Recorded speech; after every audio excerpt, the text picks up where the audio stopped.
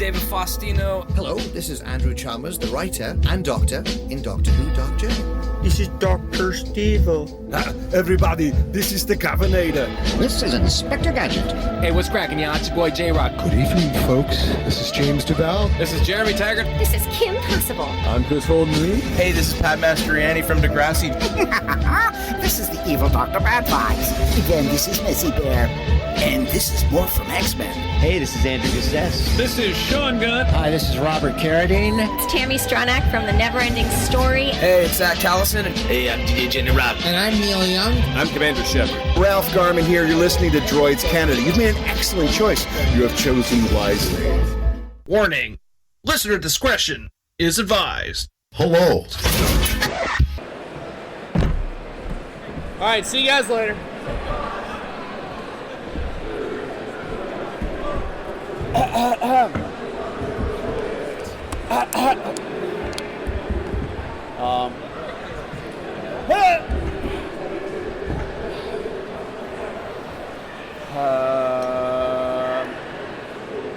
La la la la la la la la la. La la la la la la la la la. Whoop, nothing yet. Nothing yet. How are you guys enjoying Canada? I don't need a microphone. It's good. It's good? It's good. Pandemic era, I don't need one. Thank you. We're not the Gun Club anymore, though. No, definitely not that. Definitely not that. Does this thing work?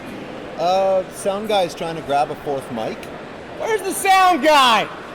There he is. With a fourth mic. With a fourth mic.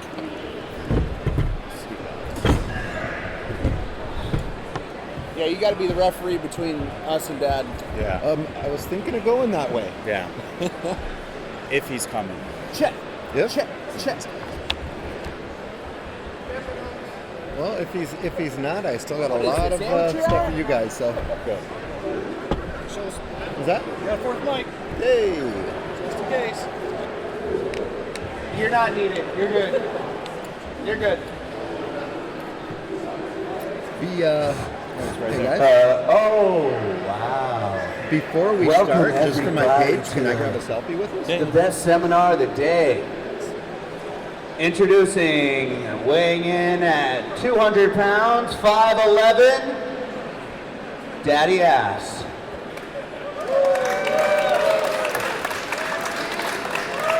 Yeah, Austin, take a selfie with it.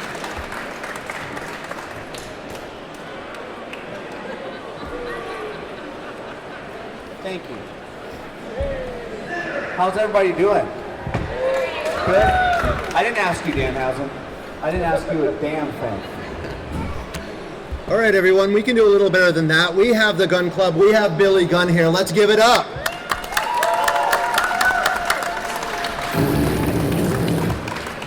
So, am I not allowed to say Gun Club anymore? That's not where we are anymore. But the sign says Gun Club.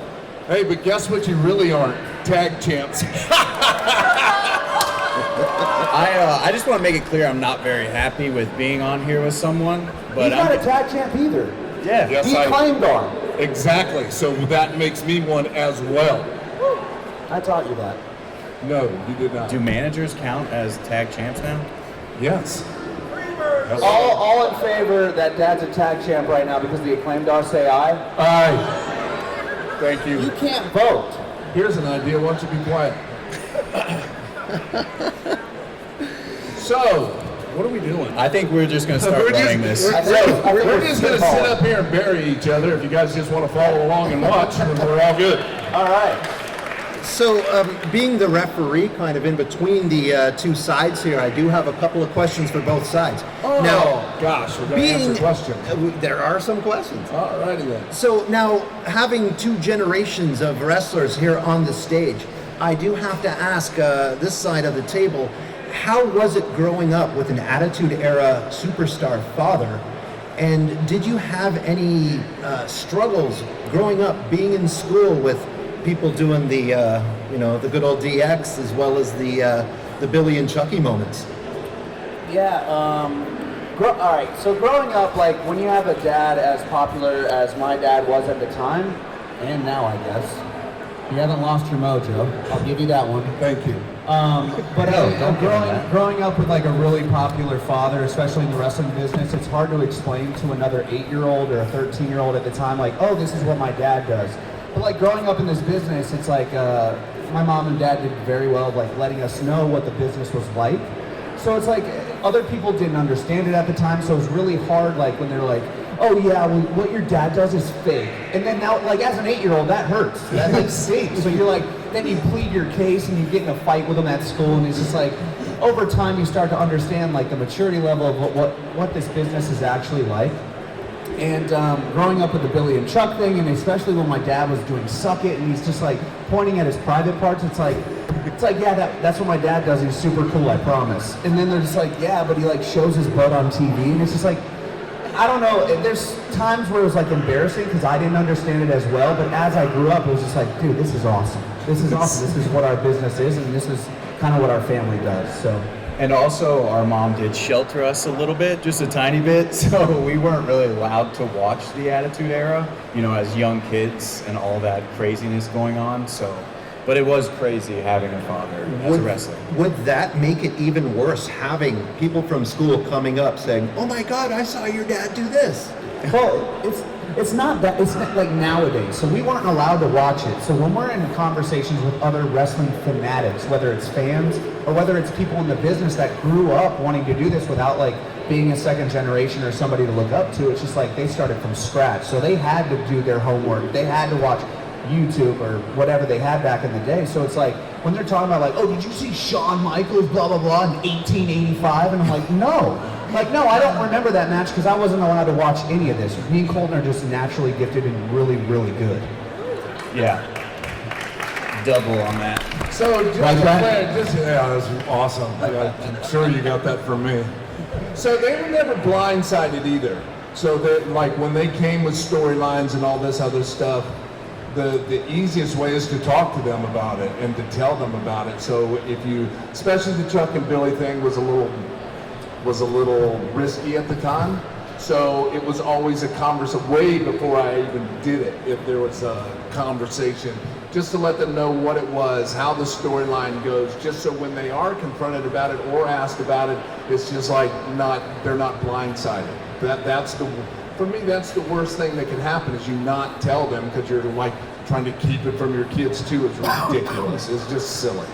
You know, so the more information that they got, the better off they were at school or wherever they were confronted about it. But you know who didn't get that information? My other schoolmates. So when I came in, or Colton came into school, it's just like, yeah, I saw your dad kissing another dude on TV. First of all, I never did that. Yeah. No. It was all. Oh, that was just at family dinner, sorry. But I did have I was in 5th grade at the time, I believe, and my 2nd grade teacher walked by as I was in car line, and she's like, how's your other dad doing? I don't know. Well, I will say I do have to side with Billy on this one. It was just a lot of deep stretches. Yes. It was a lot of deep stretches. Yeah, it was a lot of innuendos. So, I got no problem with it. So, putting the current rivalry aside, now for you, Billy, how does it feel seeing your sons follow in the footstep, yet kind of carve their own way of what they're doing with wrestling today? Oh, I love it.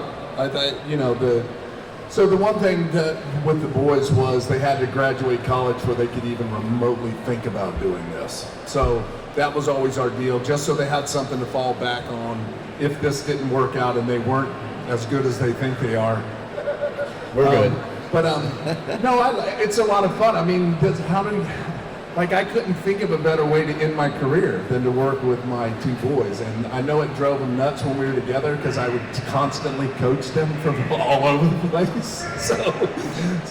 But it's fun. It makes me young. It keeps me young, and I enjoy it thoroughly. I mean, not now, but before. So then now we're moving into COVID times. You're signed with AEW, and this is more for you at the end there. Now, you have your COVID times, you're going into a dark arena, then to an arena with limited amount of people, and then moving to a full-sized arena. Now, myself, I'm with a show called Droids Canada, and we sent out a tweet to you that you were the MVP of Dynamite, just because you alone made everyone want to be there in public to sing along with Judas. Yeah. Now, and you retweeted that. We do thank you for that. How do you find the transition between going from the dark to the full arenas? Well, me and Dad did that in Atlanta for the first taping during the pandemic era, so it was something new for us, and I was injured at the time. My left PCL was torn during my debut, so I needed to do something to keep me busy when I was traveling on the road every week. I didn't want to sit in the back. I wanted, especially during the pandemic era, we didn't have any support out there, so the wrestlers were wrestling blind, and we rely so much on you guys as fans. Where to go in the match, what you guys like, enjoy, don't like. So me and Dad just filled water bottles with little nails, and we're just making as much noise for the wrestlers just to support them at first. And then I realized that a camera was on me and Dad at the opening of every AEW Dynamite when it came to Jacksonville. And I was like, you know what? Maybe I'll do this in reverse, because normal wrestlers try to wrestle and then win the crowd over. I was like, what if I show them my personality first and be loud and obnoxious and sing along to the characters and boo the bad characters and really just dive into it and have fun, because it was just me and Dad having fun out there. That's just what we like to do. And over time on Twitter, it was in the beginning, it was who's that annoying ass kid front row sitting next to Billy Gunn? And then they realized I was his son. Then they realized I was signed to AEW. Then just over a year period of time, I was wearing Sheeta's robe and I was getting into characters and then singing Judas, and it was just I became this MVP of a fan.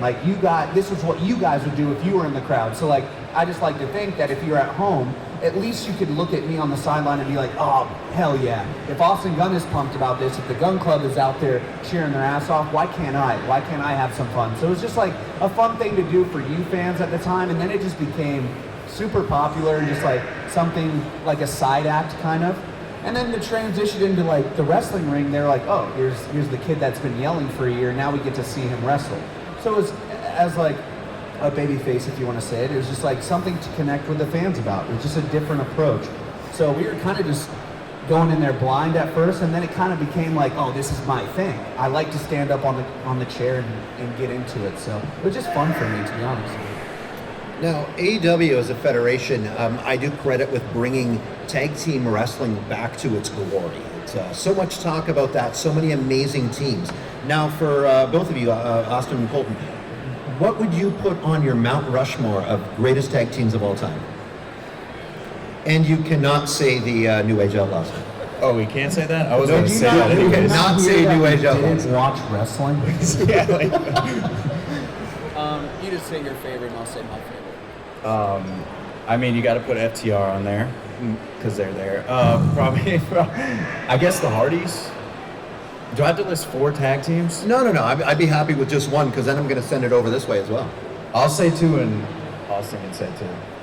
I don't know 2. I just know that when me and Colton got into the business, we really wanted to face FTR. That was kind of who, in our generation, who we look up to, and we didn't watch wrestling. I can't say that enough. So now that we were in wrestling and had to study tapes on YouTube and who is our rival, who's going to be our biggest competition, who's at the top right now, and FTR is at the top. So it's that's who we strive to be, or who we strive to beat and be better than. So it's that's kind of just just motivation to be the best, and I think they're at the top right now. So I'm going old school. I say that the Head Shrinkers are number 1 because everybody doesn't really know how good they really were, because they don't get enough credit, because they were amazing. And they had to literally take us by the hand for a year. So I give them props just for that. And then probably APA. The reason I say them is because they were so rough. And I loved it. Brian hated it. I loved it. So those are my top 2. Yes, that as well. Exactly. So now we do have to kind of address the elephant in the room. As I'm looking around the people in the audience over here, I keep on going to a certain face paint. that is over on the side over there. He's about to get beat up.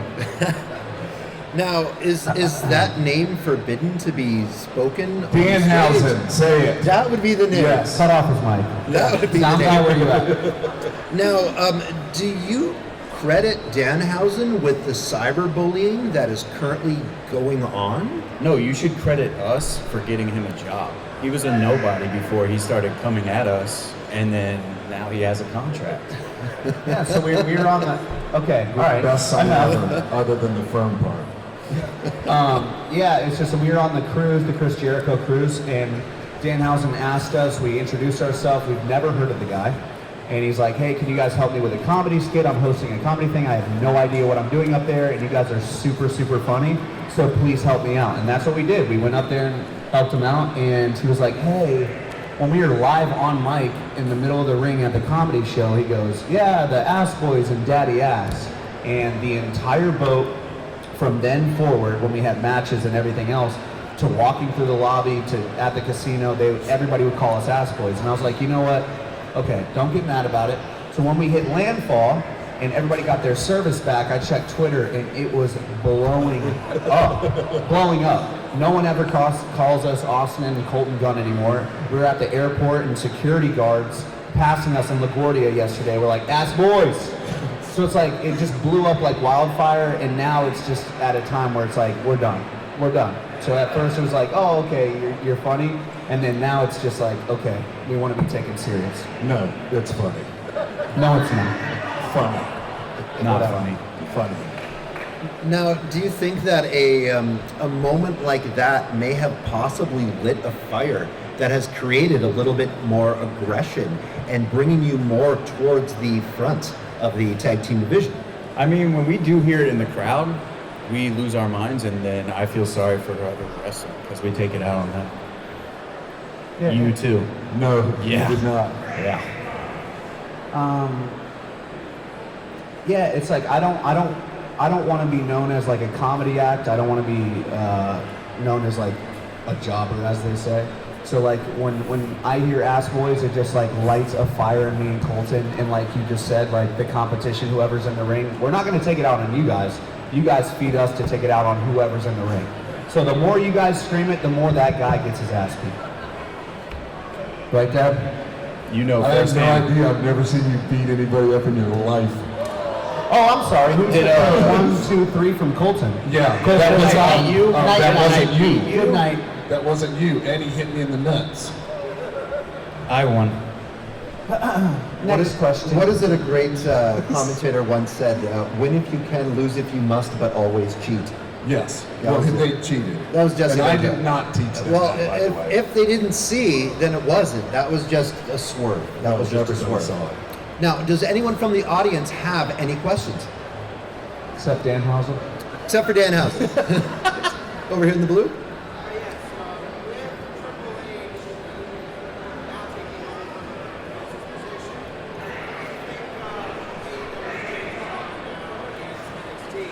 Yeah. Next question. Nobody cares.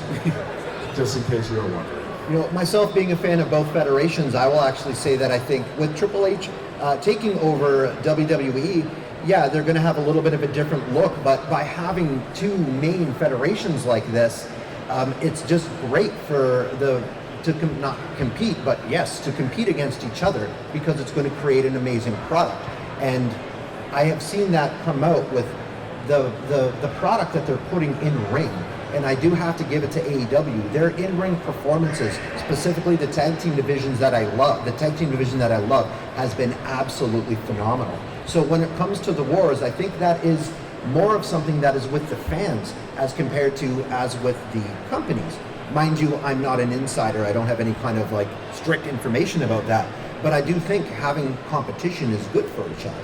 So no, it just summed it up right there. It's not like I'm just kidding. It's just like they're just trying to shake it up just a little bit because it just became stale's the wrong word, but it just became the same thing all the time.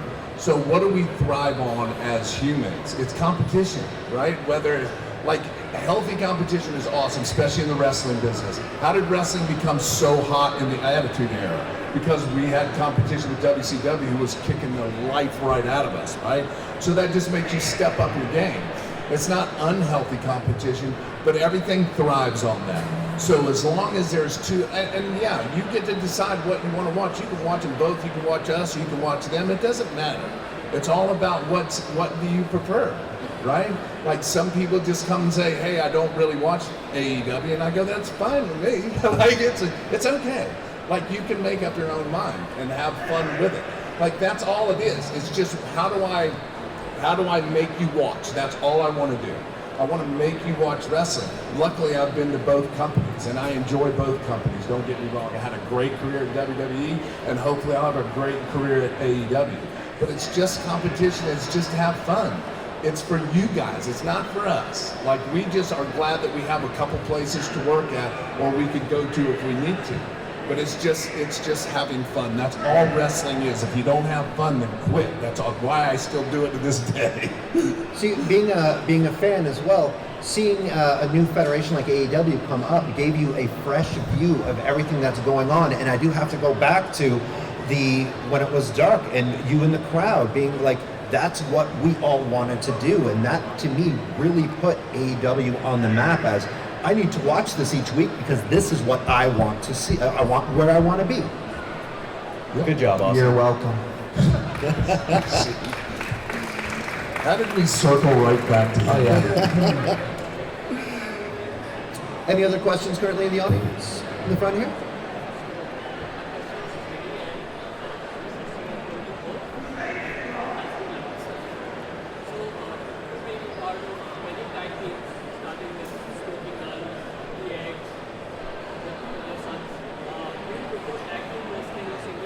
Yeah, like, obviously. If you saw my singles run, you'll realize I did a lot better with tags. No, I'm just, like, I don't enjoy single wrestling for some reason. I don't know what it is. I think because I'm a control freak and I can control 4 people instead of just one. No, I enjoy it more. I feel it's more exciting. There's more things you can do. You can be way more creative with more people and make it more enjoyable. Yeah, it just wasn't, like, I'm just not just singles just sucked for me. Now, how about with Austin and Colton? Do you ever envision yourselves doing any kind of a single run? Yeah, and like practice matches, and Colton's had a couple singles on TV. I think we were just, I don't know if we were raised that way, but like, I've had a couple singles matches when I went to ROH and the Top Prospect tournament. It's just like, it's the energy in the ring is like, only relies on you. So when Colton's in the ring, sometimes I can occupy myself and pan to the crowd and do whatever I need to do, or amp people up, it's just like a lot more exciting. And when you're in there in a singles match, you can only blame yourself. Like you have to have more cardio, you have to bring the energy, you have to have 110% energy the entire time. And sometimes when I'm in the ring, I'm like, dude, I need a break, and I tag Colton in. And then I can catch my breath, I can kind of work whatever I need to do. It is a lot more exciting. There's a lot more things you can do when it comes to a tag match. Yeah, I like tag just because when me and Austin are going over ideas, we just get so excited and we're just bouncing off of each other. And that's why I like tags, because we'll just get so amped up. Yeah, you do this, you do that, blah. I think it's cool because me and Colton are like complete opposites, but we mesh together very well. So it's like I'm the over-the-top one and he's my power, and like he backs me up. So it's like, it's fun to play those roles and assign certain things. Like I'll come up with ideas for him, he'll come up ideas with me, and I'm like, dude, you should do this, you do this really well, and then I'll go, hey, what if you do this right here? So it's like, it's super cool to like play off each other, and you have somebody that has your back, and you just feel more comfortable in the ring as well, and all eyes aren't on you 100% of the time. You can kind of share that energy and just make it work to the best of your ability. So with your start that you had with ROH and the current cooperation that's going on between the two brands, after you win the tag titles, do you foresee any unfinished business for you to take care of at ROH? Whoa, you're getting way ahead of yourself. I do have to say it because I think it's going to happen. You've seen them. It's going to happen. Yeah, I like this guy. Yeah, I bet you do. It's not if, it's when. Yeah, well, that all depends on how the rest of this interview goes. When that happens, no, I don't think I have any interest in ROH, no disrespect, but it's like, I just like us in AEW. I like the competition in AEW. I like repping this brand. I think it's us. It fits us. But if there's other tag teams that want to challenge us from other companies like ROH or New Japan, more than welcome.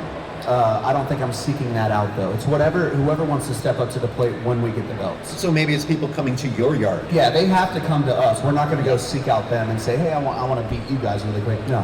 Whoever wants to step up to the plate, we'll take them on. So we have another question down here.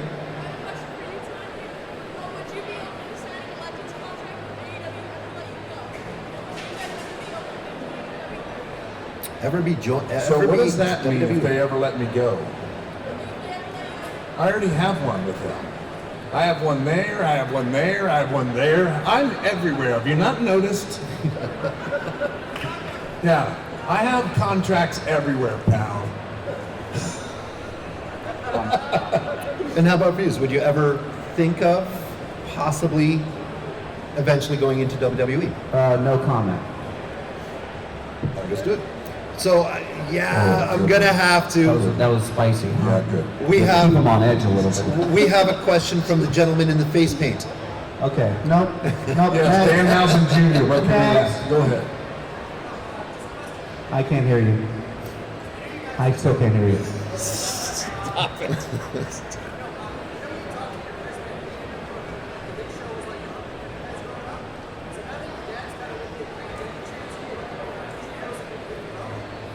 No, I don't think so. I think we joined the firm for a reason. Everybody in that group has a motive. I think we were all overlooked at a time, and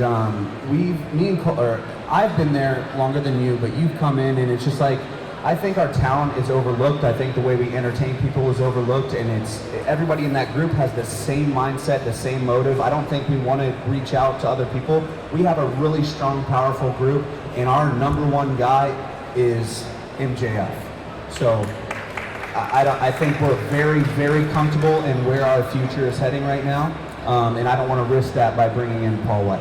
And on top of that, we might have hit him with a chair. I don't know if you remember that, but yeah. So I do recall in the 90s, there was a certain tag team that recently formed, and then they had someone who kind of brought them in to become multiple-time tag team champions. Looking over at this side of the table with Billy here. If you'll notice, the key word was multiple. Yeah, we've been doing this for like a year.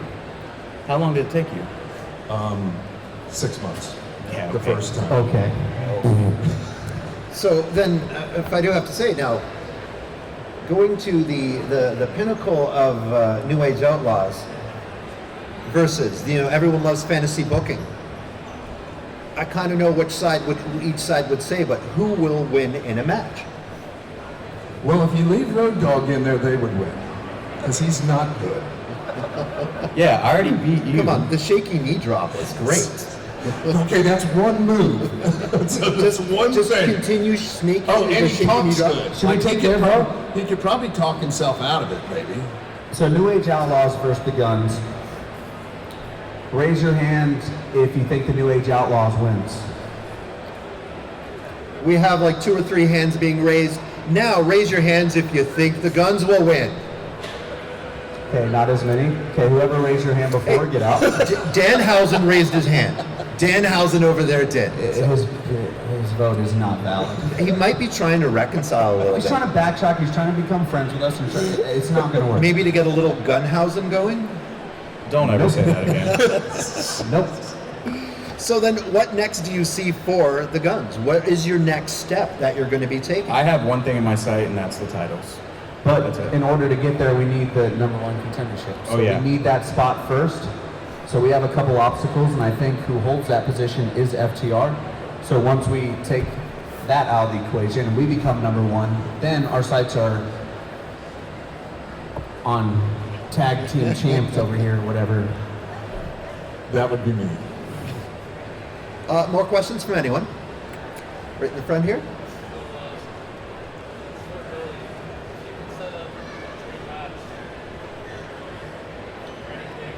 Ooh. Setting up the dream match for your boys, not for yourself.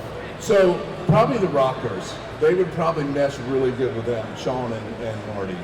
Like if Like if you watch the dynamic between the Rockers, it's almost the same because he thinks he's Shawn Michaels already, the one on the end. Just better. So,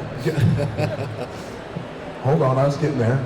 But I think that would be really good. That would be kind of like an AEW match, not a WWE match, because they would be all over the place. So will you be introducing your new move, Sweet Gun Music?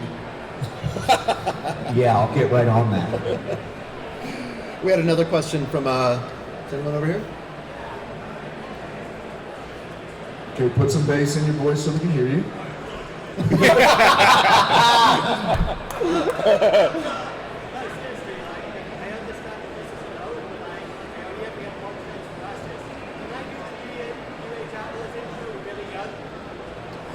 The New Age. Yes, I would love to see that. The Billy Gunn New Age Outlaw Maybe at the intro. end of this we'll do that. All right. Yes, dear. Let me get her real quick. Go ahead.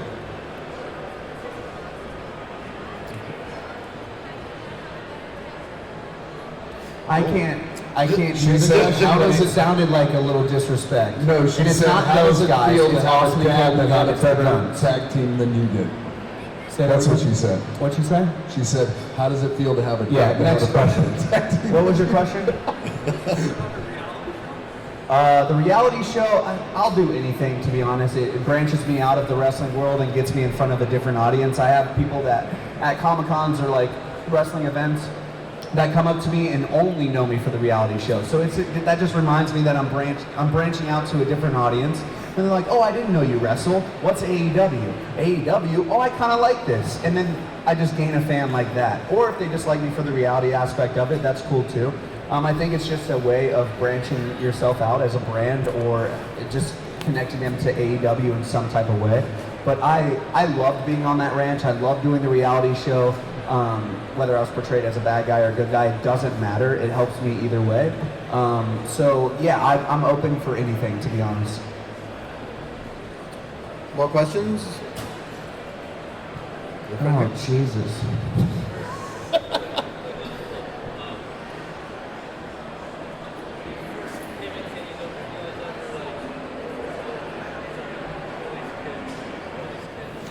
Yes, shedding the image of Billy's kids.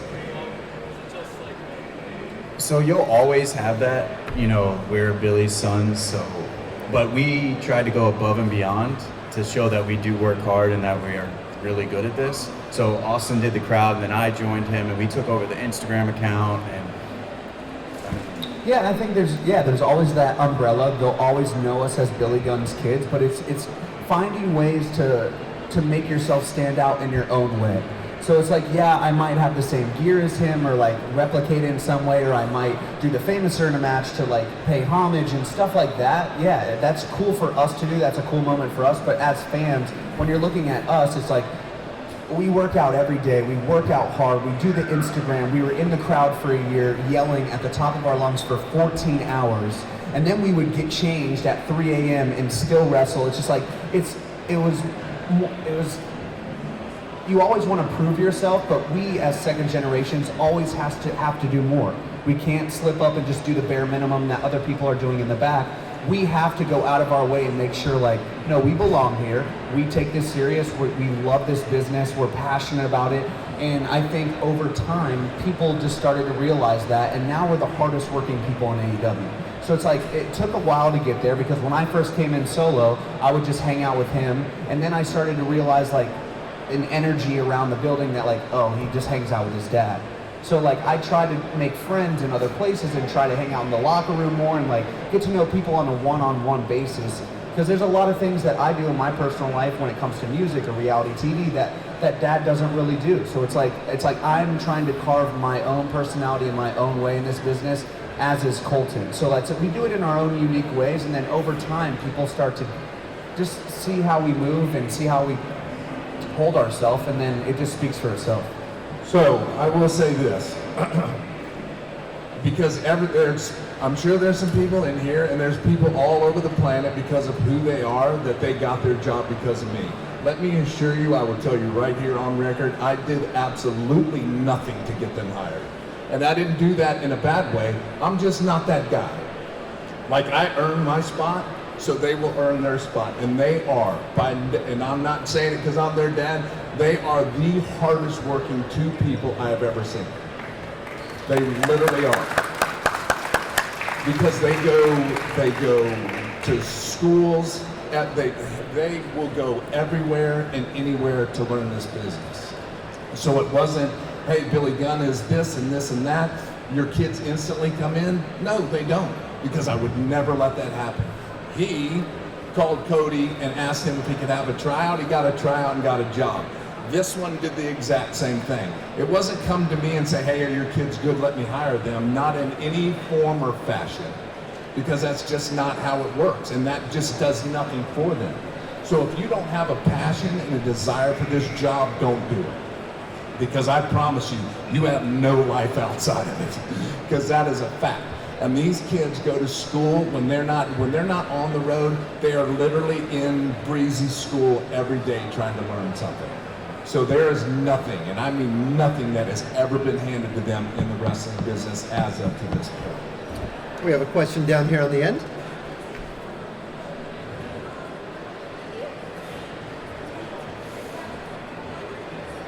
Come up here so I can hear you. Come right here, Zach. When do you claim who's a tag titles that's nowhere near soon? Do you think you and the Acclaim will go for the trios tag titles? Good question. I hope not. So he asked, whenever the Acclaim lose the tag team titles, will we go for the trios title? I hope not, because I don't want to wrestle anymore. I just want to look good and stand around and act like an idiot. The wrestling part is bad. No, I mean it's a thing and it's been discussed, but I don't know. I enjoy what I do now, watching everybody else. Like, that's my thing. I get to run around and act like a goof. I don't have to worry about wrestling. I don't have to worry about anybody. I get to just kind of do my thing and just have fun, because that's what I'm doing. At my age and where I'm at now, my enjoyment comes from watching everybody else and watching everybody else succeed. That's my thing, because I literally want everybody that's in our company and them to experience everything that I've done, because I've done a lot, right? And I've had a blast and had an awesome career. I got no regrets whatsoever. So now my enjoyment doesn't come from the wrestling part, it comes from watching them. Came from watching the Acclaim win the tag titles and absolutely lose their minds. That's enjoyment to me. Watching them strive and take one more step closer, that's what brings me enjoyment. So I love what I do, and I'll do it as long as I can. Hopefully maybe another year, and then I can golf the rest of my life.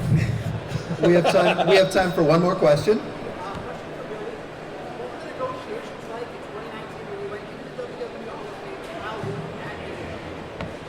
So there wasn't any negotiation. It was like, Tony is awesome. When it comes to doing stuff with them, he doesn't, like, it's not a thing for him. He's not like, I don't say the other company, because they're a little, letting other guys go do other things. Tony's all for it, and he knew more than I knew that they would probably take us in one day. They would either take me and Brian as a tag, or we knew that DX would eventually go. I mean, Mr. T's in there, might as well put DX in there, right? So when we got the phone call, it was just, I literally called Tony and said, hey, they're putting us in the Hall of Fame. He said, awesome, I can't wait to watch. So there's no conflict with that. He's super open to letting me pretty much do whatever I want to do, because he knew I had a career and a life before this job, or before AEW. So he's super good about doing anything like that. All right, everyone, that's our time. I'd like for you to give it up for the legend. Oh, hold on, we gotta do this thing with this dude. Oh yeah, what a closer. Yeah, so if this is not good, blame him. Because my part is really small, but it's really good. All right, here you go. There you go. Get that. Don't screw this up. I'll try not No, to. here, you hold this. Here we go. Ladies and gentlemen, boys and girls, children of all ages, the Generation X proudly brings to you its WWF Tag Team Champions of the World, the Road Dogg Jesse James, the Badass Billy Gunn, the New Age Outlaws. Wow! All right, guys, let's keep it going. For Billy Gunn. Besides the accent, that was really good. You got to do your You part. have an accent. And of course, if you're not down with that, we got 2 words for you. Thanks everybody for coming out. I appreciate it. And also a round of applause for your next AEW Tag Team Champions of the World. Thank you. Will you scissor me? Yes.